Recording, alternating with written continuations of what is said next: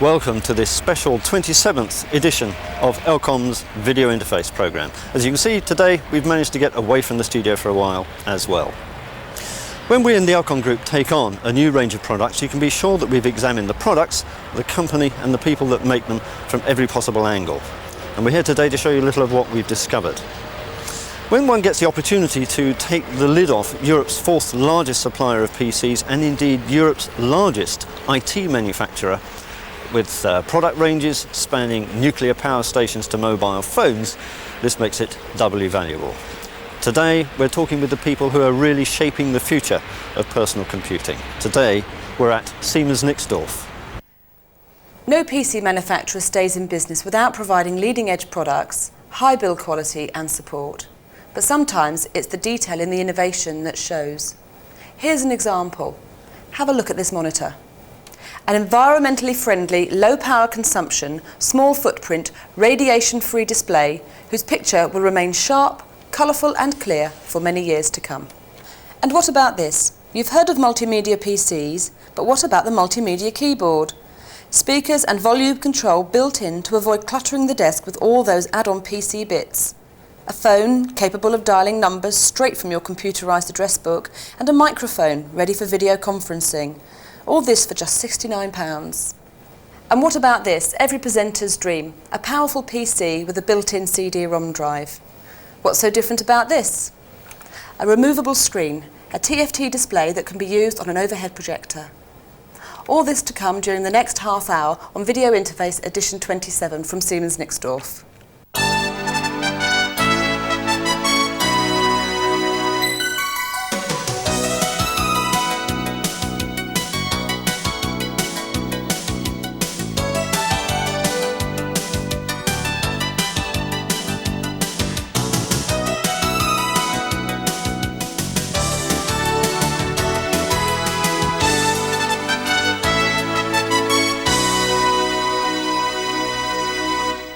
As you're probably aware, the fastest growing element of personal computing today is mobile solutions.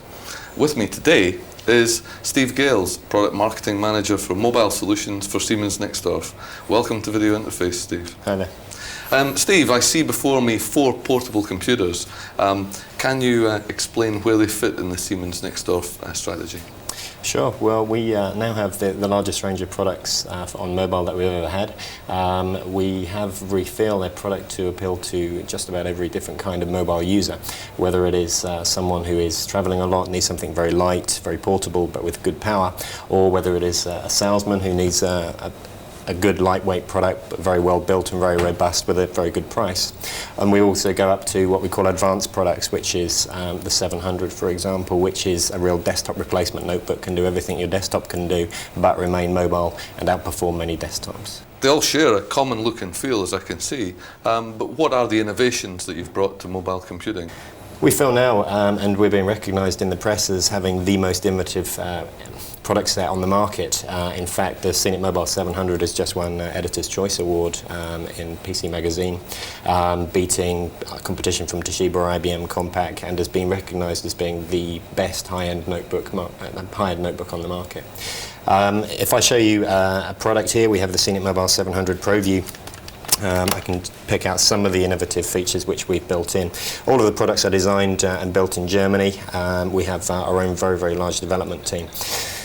If we focus at the modularity of components, we have what we call here flexi bays, the right hand and the left hand bay. On this bay we will support IDE devices, or we can support IDE devices. As standard, it comes with an 8 or a 10 speed CD-ROM drive which simply clips out. And the important thing about the devices as well is that they don't interrupt the user comfort angle either. This is also this format. We can also offer a magneto-optical drive, a 230 meg, a 3 GB second hard disk, giving you up to 6 GB internally, or we're just about to launch a zip drive in this format, and we'll be the first mobile PC manufacturer to introduce one. In this bay we can support a battery. The batteries that we offer are lithium ion. They're the second highest capacity on the market. And this device is ambidextrous, if you like. It will go on either side, so it means you can support 2 batteries.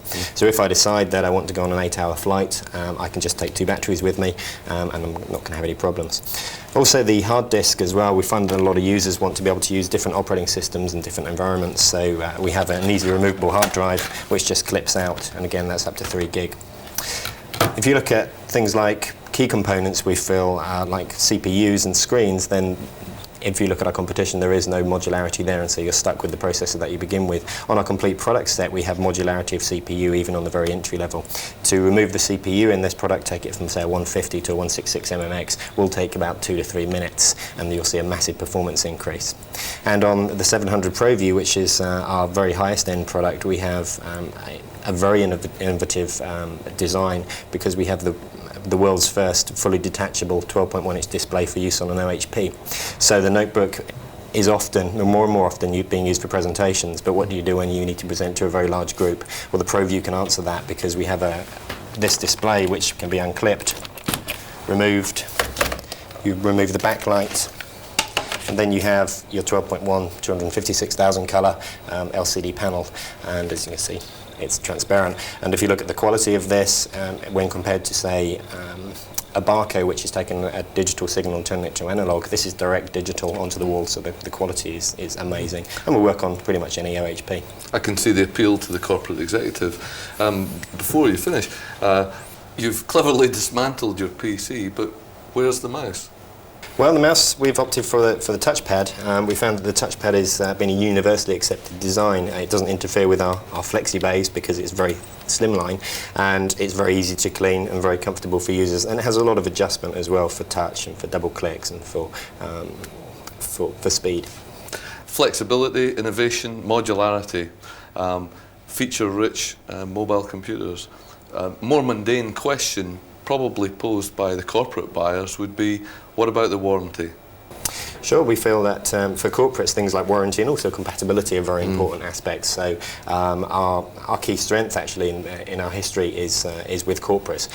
We have 3-year warranty on the Siemens Mobile 700 and the Siemens Mobile 500, and the important thing is that is worldwide. There is a worldwide warranty on all of the notebooks. 1 year on the 300 because it's priced very, very aggressively. And also compatibility, you will find that out of the box, no matter whether it's the 300 or 500 or 700, they will automatically run NT, OS2, 95, 311, everything will be there. Yeah. Is that fair to say then that on the higher ranges, a worldwide 3-year warranty is available? Absolutely, yeah. Key selling point. Steve, thanks very much. Thank you.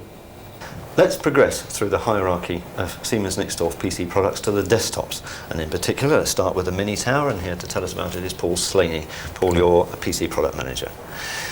Paul, tell us about the evolution of the Mini Tower here. Well, the Mini Tower is the top end of our range of products, the Scenic Pro products. There are 3 models within the Scenic Pro range. The first one is a small desktop, a 3x3 design, 3 slots and 3 drive bays. The next chassis up is the D chassis, which is effectively our universal box, highly upgradable, 6 slots, 5 drive bays. And then we have the M chassis, the Mini Tower, the desk side device, with 6 drive bays and 6 slots. Right. The whole Scenic Pro range was developed around a massive survey that was carried out at the end of '95. What Siemens Nixdorf did was they spoke to up to 200 of the largest customers within Europe, and out of those discussions and surveys came a list of requirements from that customer base. We like to think that we've featured all of these within the product set now. Mm-hmm. Okay, show us. Okay, well, the Scenic Pro M, as I said before, is the top version of our machine. If we look at the upgradability initially, the drive bay swings out so that you can fit a standard 3.5-inch hard drive as a second device. We have a right-hand bezel, which is interchangeable if somebody wants to add the IRDA interface or indeed a chip card reader or a lock and cover.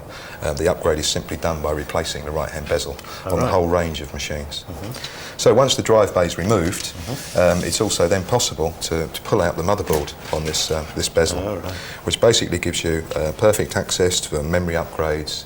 The motherboard is the latest ATX format, which means that the the cards basically plug in directly to the motherboard.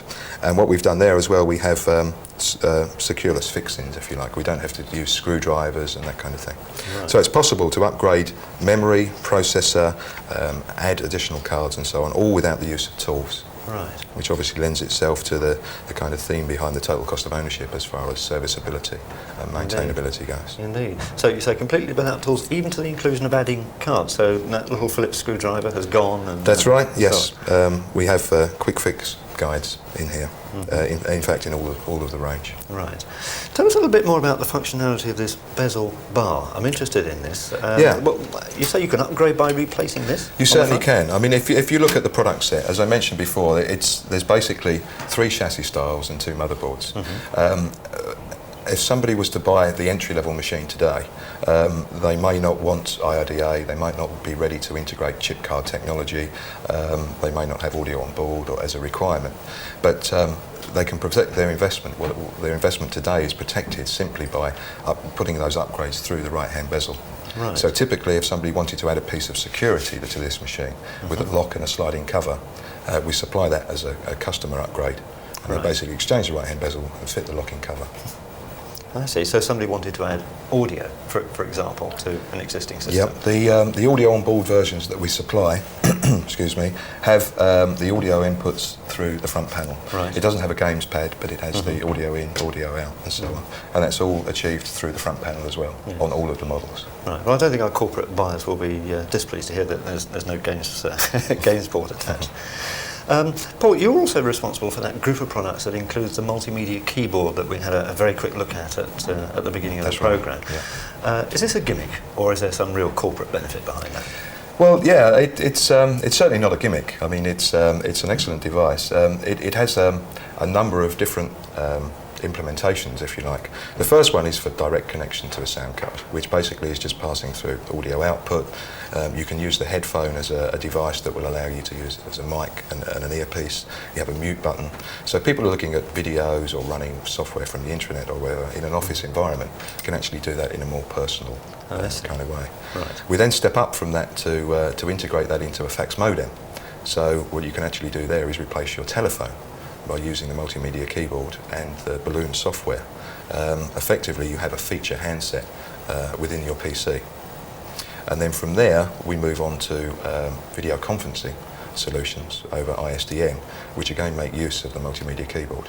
So it is a very serious, integral part of future development, really. Right, so something that I look at and I just say, I'd love that because it would clear all the clutter off my desk. In fact, it's still a result of listening to all your corporate users in the first place in that survey. Well, that's right, yes. Yeah. It's an interesting progression and I look forward to seeing it go further. Paul Slaney, thank you very much. Thank you. Victoria, meanwhile, has been finding herself a lovely sunny spot to tell us what's going on in APT's Multimedia Futures.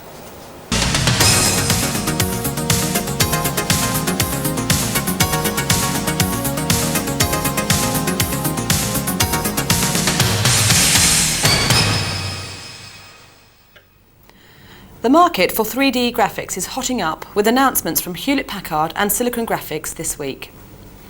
Hewlett-Packard and Microsoft are betting their new high-speed cross-platform visualization software called Direct Model will help them topple Silicon Graphics from its position as the leading supplier of three-dimensional graphics systems.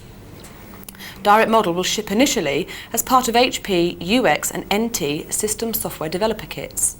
It is claimed to enable developers to render large amounts of visual data at speeds 100 times faster than current performance levels. The gloves are off in the fight for preeminence in the UK digital television market. Following the launch of BIB, or British Interactive Broadcasting, which offers digital programming via satellite dishes, Telewest's chief executive, Stephen Davidson, dismissed news of the rival launch as old hat and accused the new joint venture of having already fallen 6 months behind schedule. He questioned whether the company was in any way relevant to the majority of households in the UK, claiming that 2 out of 3 new customers subscribing to B-Sky B's existing programmes choose to do so via cable and not by using a satellite dish. Telewest plans to launch digital services on schedule in October this year, but it is still unclear exactly what will be available to the company's cable subscribers. The Talisman 3D architecture from Microsoft is being incorporated into a single chip by Trident Microsystems. This will bring the price of a graphics system to under $100, Trident say. The chip will offer photorealistic 3D graphics for the PC platform. Talisman works by reducing the memory bandwidth requirement using a process called chunking. It does this by dealing with images in smaller sections or chunks rather than a whole of an image. Samples are due in the first half of next year, with production in the second half. The World Wide Web Consortium, or W3C, is adopting the Extensible Markup Language, or XML, as a standard. It's available as a first draft specification. W3C thinks XML will help solve HTML version problems and also provides just enough capability to allow people to create their own extensions without wreaking havoc, which happens now.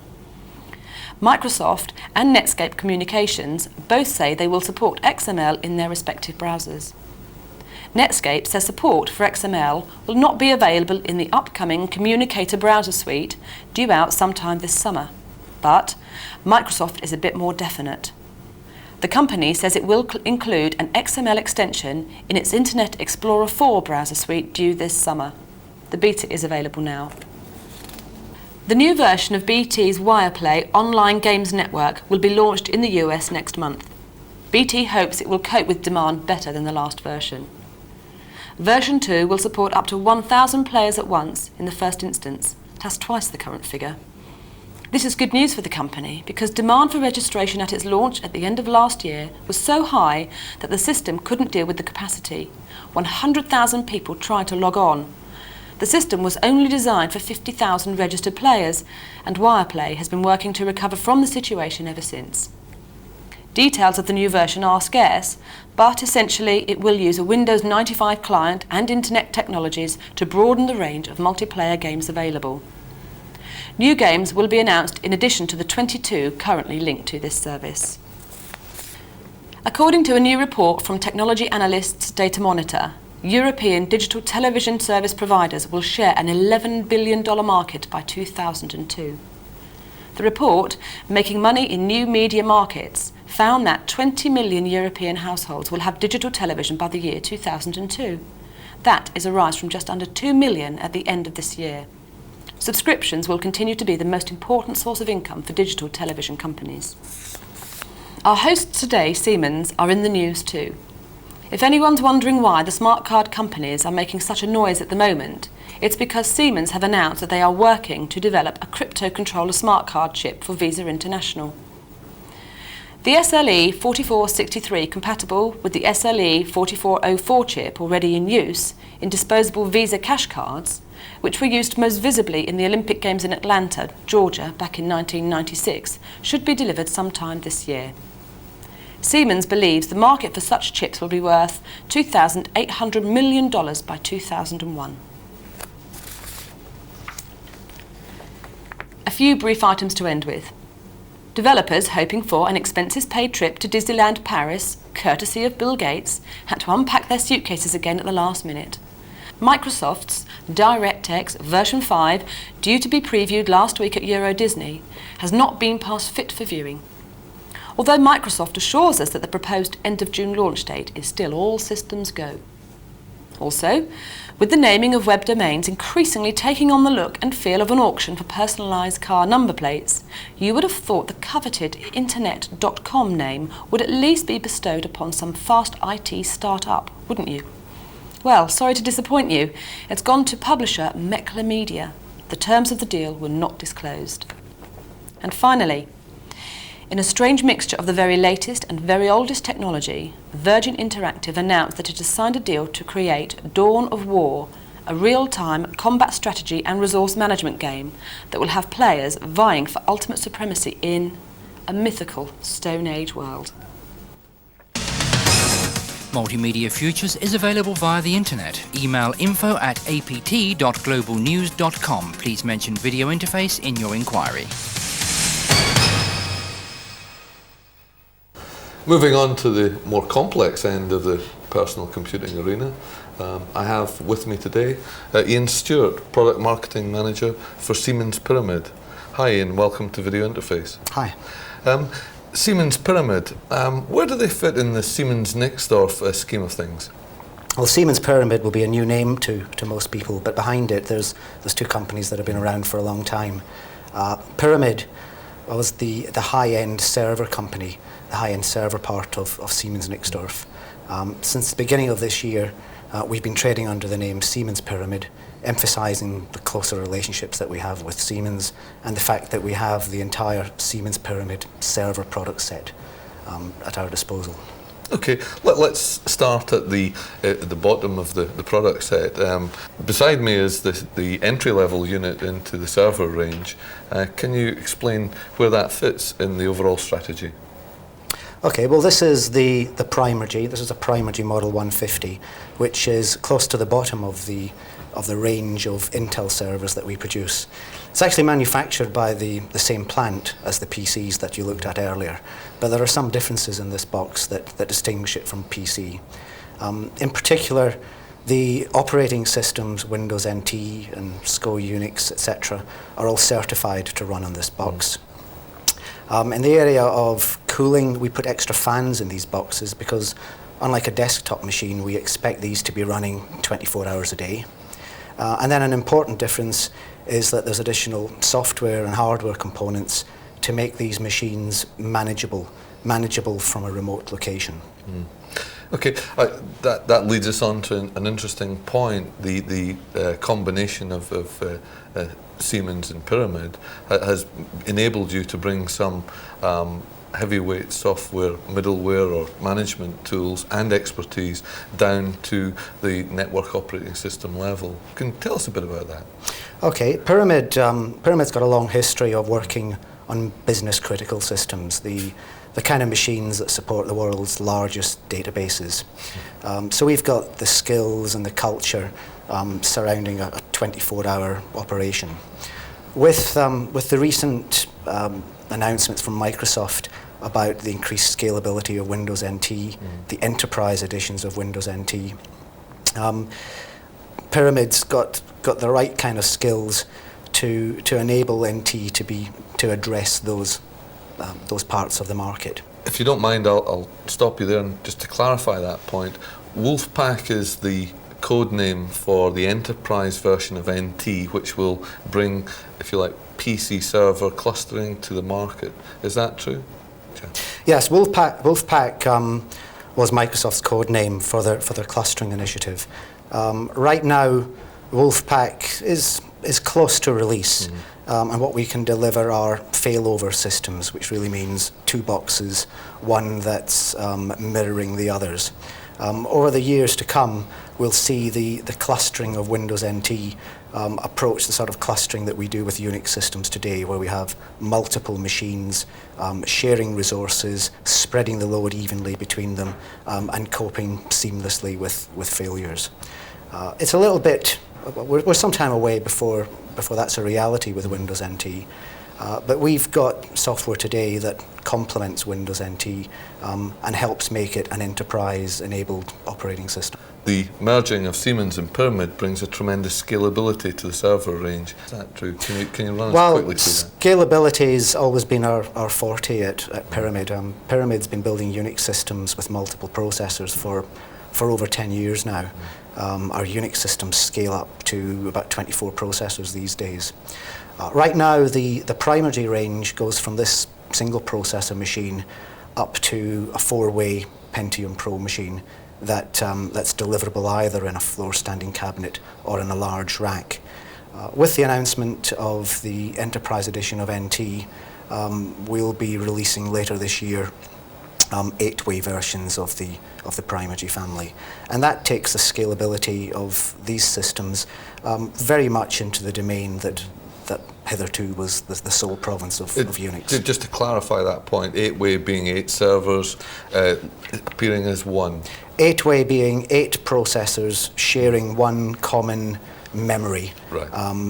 Running a single copy of the operating system, but obviously able to do many more things simultaneously because the load can be spread across those machines.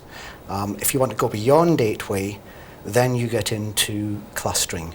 And clustering addresses not only scalability, but also the availability of the system. So that then if a single processor should fail somewhere in the network, another machine can take over without the user really noticing. The high availability zone, really. That's right. Ian, please keep us posted as events develop on this key area of networking. And thanks very much for coming along today. Thank you, it's been a pleasure. To close our visit to Siemens Nixdorf, I have with me David Long, who is Marketing Manager for the PC range, and Peter Jones, who is General Manager of Siemens Nixdorf UK. Peter, if I can speak to you first, we've seen some amazing products here, but give us a global view of Siemens Nixdorf, would you? Steve, Siemens Nixdorf are Europe's largest IT manufacturer. We have an operation that spans a 14 billion Deutschmark operation. The PCs are manufactured in Germany, in Augsburg, in one of the largest plants in Europe.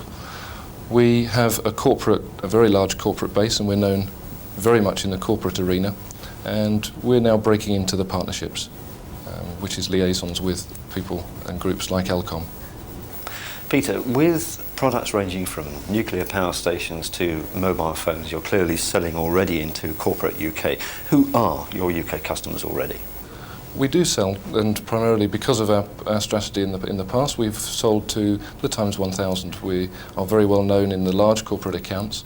Now we're expanding that reach with links into our partnerships and our indirect strategy, and our routes to market now are covering the large corporations right the way through to the smaller SME base as well. So our market reach is really enhanced at the moment as a result of us moving to the indirect channel. David, we've seen some of the innovative products, but tell me, what are people's current perceptions of Siemens Nixdorf in the UK?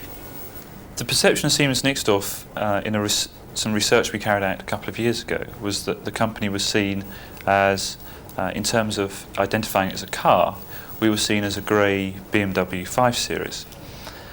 What we'd like to do in the UK is move that perhaps forward to a red 3 Series BMW. To become more dynamic, to lose some of the Germanness of the company that perhaps isn't quite so positive as the strengths in design and engineering, quality of build, environmental cares and concerns that we've talked about during the day. You're currently 18th in the UK overall for PC sales, but yet you're 4th in Europe. How are you setting about climbing that UK ladder? The climb's going really well, and will continue to climb up the charts, as it were, with the fact that we're bringing out new products all the time. We have developments of products such as the Mobile 700 ProView, which is industry leading at the moment. We also have our desktop and our tower range of product is developing all the time, and we have new products that are coming on board over the next few months. Peter, we've been talking about this change, this sea change for Siemens Nixdorf to a channel strategy. How's it going? Has it been an easy transition? I wouldn't say it's actually been easy, Steve, and we still have a long way to go, I feel, within the strategy. It's certainly been very much a learning curve with regards to ourselves and our channel, but it's been an extremely positive one, and I'm pleased to say that it certainly worked, and it is currently working. We have some very solid programs in place, and with regards to us being new to the indirect strategy, we've been able to package it really alongside our partner base. So we've been out to our partners and seeing what they really need, what they want to, and how they want to take our products to market.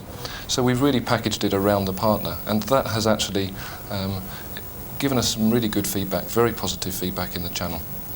And I'm very pleased to say that we're now covering markets that we found very difficult to reach, and with the link into companies such as Elcom, and with their strong sales and service base, with a manufacturer such as Siemens Nixdorf, our products are going very well at the moment within the corporate base. As General Manager of Siemens Nixdorf in the UK and the man with the overall responsibility for seeing this happen, are you an optimistic man at the moment? Very optimistic. We're with, as David's mentioned and I mentioned just previously, that with the programs that were being put in place and the commitment and the real drive and the dynamics of not just our partner base but also our new culture, if you call it that, I think that we are destined for that success. And yes, it is a long, hard staircase to climb, but we're climbing one step at a time, and we're working very closely with the likes of Elcom and other partners to really drive the business forward. So the answer to that is yes, very positive and really looking forward to the next 6 to 12 months. Peter Jones and David Long, thank you both very much indeed. Thank you, Steve.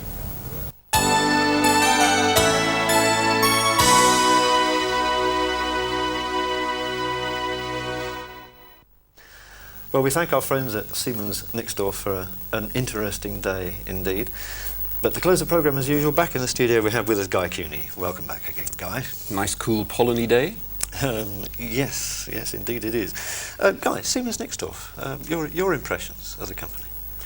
Well, they're the unknown supplier as far as the UK is concerned. I remember telling them about 4 years ago that they were heading into competition with Compaq. And at the time they thought this was very funny and rather inventive of me, and I think they've discovered that I wasn't that badly wrong. If you look at the way the big PC players are playing in this market, you'll see that there's a lot of rethinking and planning of strategies around the changing of the channel. The channel is what it always was. People who know what they're doing, who have the contacts with the corporates and the suppliers. Problem is, as we'll come to it in a bit later when we talk about a new chip on the market, which we've mentioned before, the problem is that the people who are calling the tune are no longer the PC makers. And so they have to start finding new ways to reach the market, convince the market that what they've got is worth selling, and that if what they've got is no different from what everybody else is selling, that then a relationship with them somehow is worth having. And of course the only way of doing that is getting resellers to do it for you. So it's going to be an interesting time. I suppose that the people who are going to be watching it most interesting will of course be those who don't go through resellers.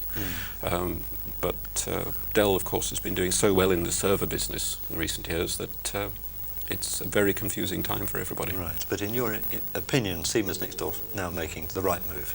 Oh yes, absolutely. They've got the market in the UK understands the big reseller. It's always worked with the big reseller. If you're not in with the big reseller, they ignore you. It's very hard to break through without that, right. As you well know, Steve. Indeed.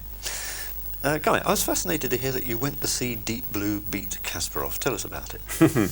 Well, of course, what I actually did was to go over to St. Louis in Missouri to see the technical interchange with IBM, but it just so happened that in order to get over jet lag, we decided to stop off in New York and watch the Kasparov match. For the sake of your health?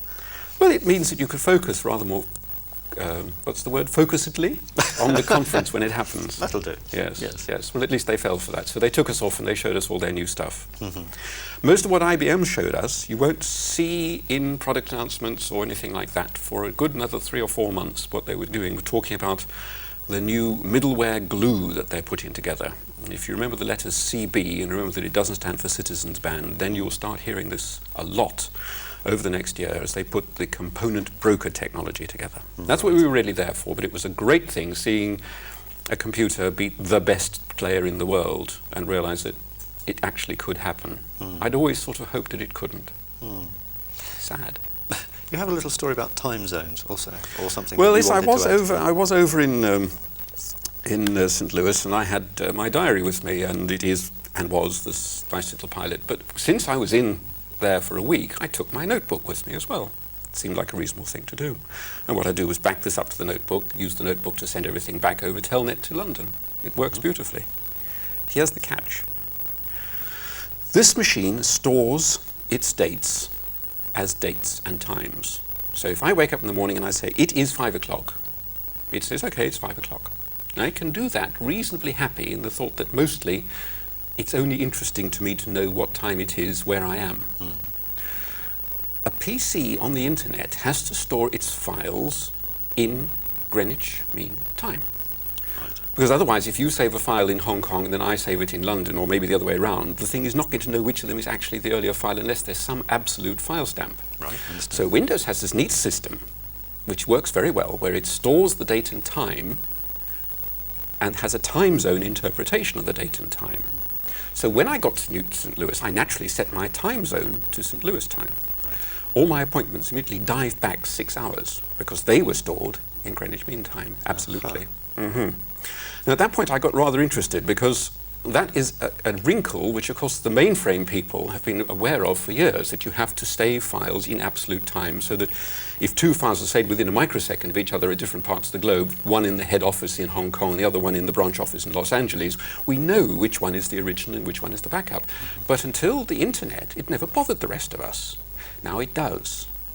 And that's one of the things I suspect you're going to find is going to make the year 2000 a much worse nightmare than anybody actually thinks, because there are just so many stupid little things like that which nobody's ever looked at, nobody's ever tried. And if you look at the embedded systems as well, it gets worse. The number of things I've seen which people say, okay, we've tested every one of these machines and they all roll over to the year 2000, okay, so they all work, and then they've discovered that only the first 17 of the batch have got this version of the BIOS which knows about it, and the rest have all got the old one. But they've all got the same part number, they're serial numbered from 1 to 27. There's no way of knowing from anything which one of them is going to work and which one of them is going to break. And that's just on individual little components like this, getting things wrong which were invisible before, and which are going to start making trouble as they start spreading through. I don't think anybody really realizes just how bad it is going to be yet. So what's got to happen to make sure that it's not that bad? Those of us who do know have just got to keep talking to our friends who don't, and sort of keep saying to them, you know, come on, set your clock to the year 2000. You know, what have you entered? You know, have you actually gone one more from 99, or have you entered 2000? What do you mean it doesn't take 2000? Because they won't. There's lots of things where there isn't room for 4 numbers, even today in PC software. Okay, well, keep telling people, yes. Keep us informed of anything else that you find out in the meantime. You also wanted me to ask you about the K6 chip. Well, it's just to say that I had a very pleasant lunch with a few OEMs, more than one OEM, more than one lunch, a very pleasant series of lunches with a few OEMs recently. And I have never, ever got so much feedback from these guys about how anxious Intel is about a rival. And the rival is the AMD K6 chip. It really does begin to look as if we can expect 15 million K6 chips to be sold by this time next year in PCs. Now, if that happens, it's going to upset an awful lot of apple carts. But when you look, you open the two machines, as a colleague of mine was saying yesterday, you open the two machines. On one side you've got this K6 machine, on the other side you've got Pentium 2 machine. And the one isn't an ordinary PC with an ordinary motherboard in it, because it's just an ordinary socket 7, and the other one's got this amazing overpowered plug-in add-in board with this amazing heatsink that a motorbike wouldn't be ashamed of. And somehow we're to believe that this is going to become low cost, high volume. And as my colleague in the labs was saying, he finds this incredible. A lot of the OEMs are finding it incredible as well. And of course, Intel has not actually helped itself in its plans for world domination here, because the first thing it did when DEC sued it for breach of patents was to A, sue it back, say, B, can we have all our secret documents back, and C, oh, by the way, you do realize that we're not contractually obliged to supply you with chips beyond October. Now, if you could think of a quicker way of making sure that DEC went out and made a very firm commitment to buy a K6 chip, I'd like to hear it. Because that's what's happened, of course. And of course, where DEC leads, a lot of people will follow. Right. That they're respectable. You know, whereas a month ago, people would say, oh, yes, a few low rent, small time, North Circular people might build K6. It's no longer the case. North Circular people. There's a lot of them. Lovely description. Briefly, Guy, you've been hobnobbing with foreign dignitaries, I understand, as well. Tell us about that. Indeed. The foreign dignitaries were Malaysian government officials. They're building a city called Cyberjaya, which is not Cyberjava misspelt. It looks like Cyberjava misspelt. It's a little city which is going to be wired and set up to attract people who are going to do cyber media stuff for the next century. And they're doing it by putting all the infrastructure in, lowering the costs. They've made a guarantee, for example, that all internet traffic will be uncensored, unmonitored. You can do what you like there. And they hope to attract people to set up their head offices and their research offices there. And there's money and their facilities, and we'll see if it works. But I must say that it's a sore point with me, these so-called third world countries compared with our so-called wonderful infrastructure. On my way here to the studio today, I spent a good 20 minutes trying to make a phone call to you to tell you I was not going to be here. This simply couldn't happen in Hong Kong. It simply couldn't happen in Singapore or Kuala Lumpur. There, it doesn't matter where you go, they've decreed that a phone should work. I mean, it doesn't sound like a lot to ask. And it's that sort of serious approach which is why those countries, although they still are behind us, are going to leave us in the dust. They call them the Eastern Tigers. It's really rather bad finding yourself in the shape of an old, raddled, scabious pussycat in the company of such people. Yes, I heard something a while ago where they were talking about distance learning, where they were saying that third world countries would actually set up cyber universities. There is one in Cyberjaya. Cyberjaya. Would corner the market Yes. in education. It's for already example. set up, already budgeted, they're starting to put people in. They've done some incredible research on how computer studies can be made to enhance education rather than just find a way of spending money for computers in the already stressed education budgets. There's a lot of research there, and here we don't seem to be taking advantage of it. Okay. Well, people have ignored you, including myself, at their own cost in the past. Guy, thanks again for joining Nice us. to see you.